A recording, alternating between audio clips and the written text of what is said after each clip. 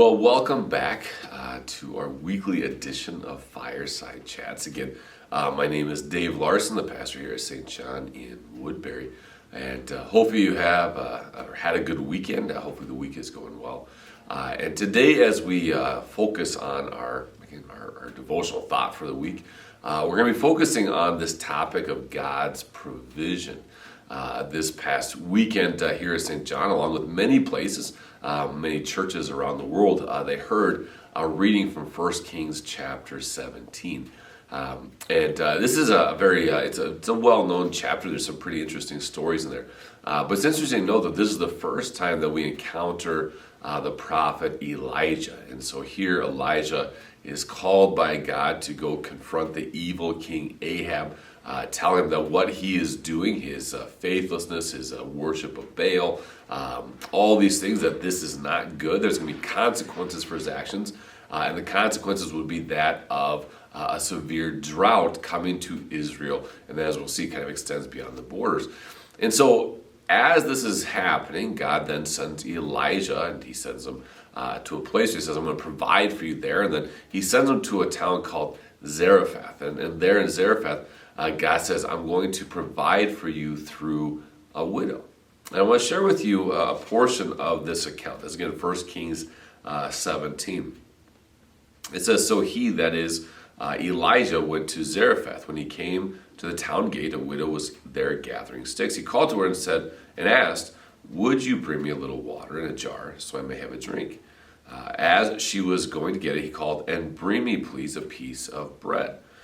Now listen to the way that the widow responds. Again, it kind of shows the dire situation of the drought that they were experiencing. As surely as the Lord your God lives, she replied, I don't have any bread, only a handful of flour in a jar and a little olive oil in a jug. I am gathering a few sticks to take home and make a meal for myself and my son, that we may eat it and die. And so again, we have this situation where this widow is thinking, this is our last meal, because there's no food anywhere. The drought is severe. Again, it's extended beyond the boundaries of Israel. But Elijah says to her, don't worry about it.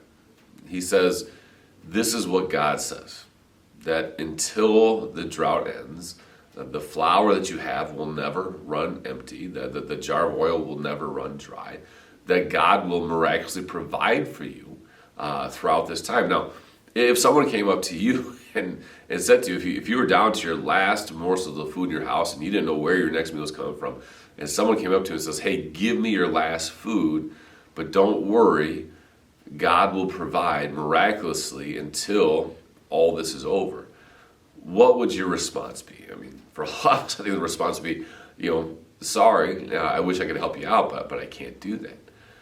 But that's not what this widow does. She listens to the prophet's voice. She trusts his word. She trusts the word of the Lord.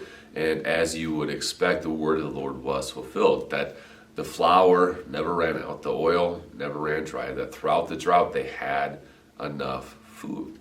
And again, this is a very extreme case, a wonderful account of showing God's providence, his providence and his provision in the lives of his people. And this is true today. This is something that, I say more often than it should take place. We take what we have for granted. We take God's provision for granted. But we need to remember that everything we have is from God.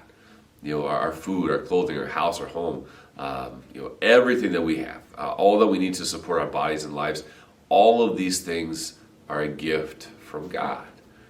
And so my encouragement to you this week is to just take a moment and just look around, whether you have a lot or not as much as maybe you would hope. I want you to look at what you do have and see it as a gift from God. And I encourage you to spend some time thanking God for the ways that he provides for you. And one of the great things is when we see it through this lens, that we say, God promises to always provide. It may not always be as much as we would want him to, but he always says, I'll provide enough. The amount that we need in that moment. That once we understand that God will always provide, then we can have that attitude that Jesus talks about in Matthew 6, where he says, you don't need to worry. You don't need to be anxious. Look how God takes care of the birds and the flowers. And if he takes care of these things, how much more will he take care of you? And so again, this is a great week to, again, on the one hand, thank God for all the things that he gives to you.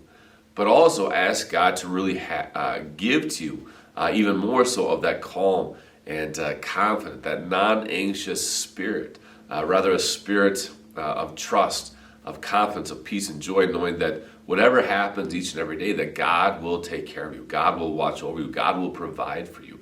And so again, once we live that way, like I said, we live in a life filled with confidence, with joy, with peace, with contentment, because we can say, you know what, no matter what happens each day, God's going to take care of me. He'll provide for me because He promised that He always will. So again, this week, thank God for what He's given to you.